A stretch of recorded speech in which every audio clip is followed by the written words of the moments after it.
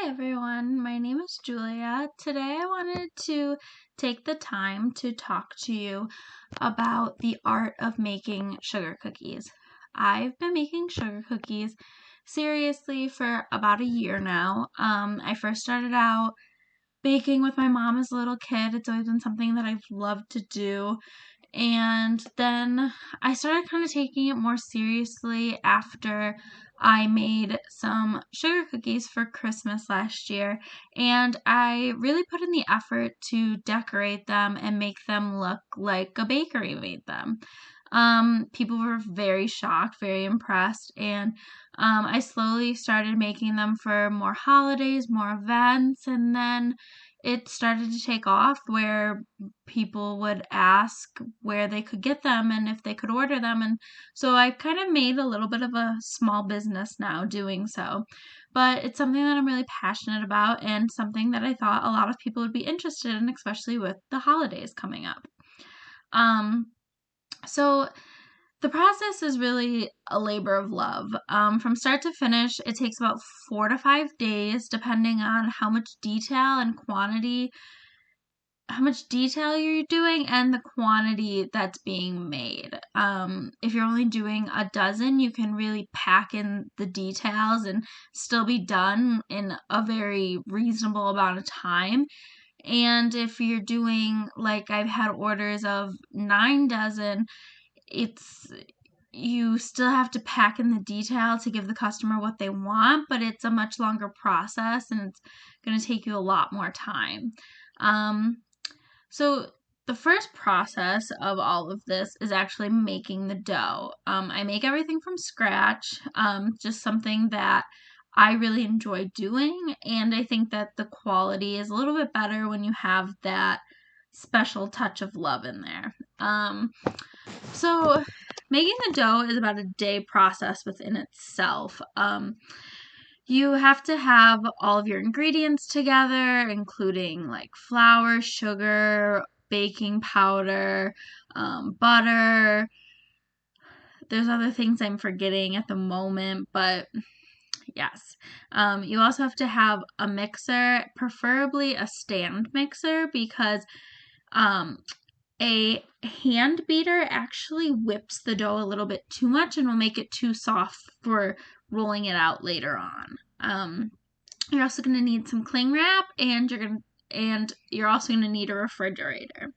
So after you make your dough and you get it to the texture and the stickiness that you like, you are going to put it in your saran wrap it all up nice and tight, and put it in the fridge overnight. It's very paramount that the dough chills completely before you start using it, because it'll help with spreading. It'll also help with like the texture of the cookie after being baked, which are both very important things. You obviously don't want to give somebody a cookie that has a crumbly texture, and you also don't want your cookies to spread too much as they're baking, because you'll lose that shape of whatever design or character you're trying to go for. So the next step after your dough cools completely is to roll it out and cut the shapes that you want. Obviously around Christmas time, you would do like Christmas trees and snowflakes. I've done orders for baby showers or bridal showers. So it all depends on like what you're looking for and what you want to do, but there's so many shops out there that make amazing cookie cutters that you could basically make anything you want at this point. After you do that, you're going to make sure you bake all of your cookies, and the rolling, cutting, and baking of the cookies takes up all of your day too. You want to allow your cookies to really cool from being baked before you ice on them, to help prevent any thinning of your icing or running or anything like that. So then our next big topic in all of this is the actual process of making the icing. This is one of the longest and most frustrating processes that will take place in this whole adventure. You You obviously need your ingredients, which I use royal icing to decorate my cookies. Royal icing consists of powdered sugar, meringue powder, and water, and also vanilla extract. You want to give it that nice taste.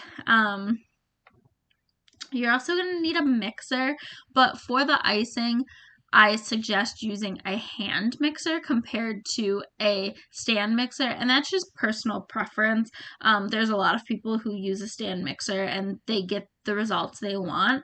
I like that a hand mixer really kind of whips it a little bit better for me, and it'll give me a better consistency.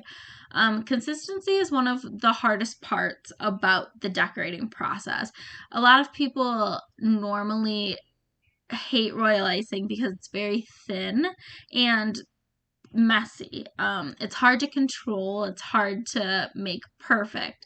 So the consistency is your major factor there. You can always add more powdered sugar or add more water to your icing base to get that really consistency you want. When you're doing detail work or writing on a cookie, then you would like a much thicker icing. So you would add more powdered sugar until you got a nice peak in your icing where it would like stick straight up when you pulled your spatula out, and it would be nice and thick for you.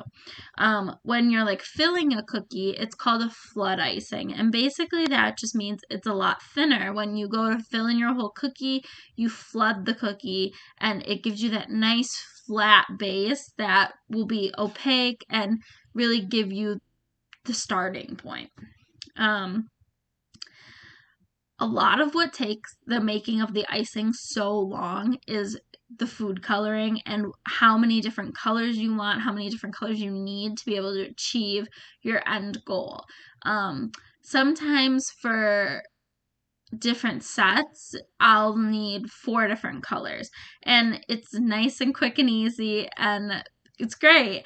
And then other sets are a lot more detailed, and they'll take sometimes like 15 to 20 colors, and sitting there and trying to get the colors perfect if you're, say, color matching a bridesmaid's dress, or you're color matching a theme of a birthday party, it takes a lot more time and energy. So definitely the coloring and the mixing of the icing is probably the most tedious part of all of this, because you're always adjusting consistencies and adjusting colors, and food coloring is something that as it sits over time, it will continue to darken. So you also have to think about that and how is it going to look the next day.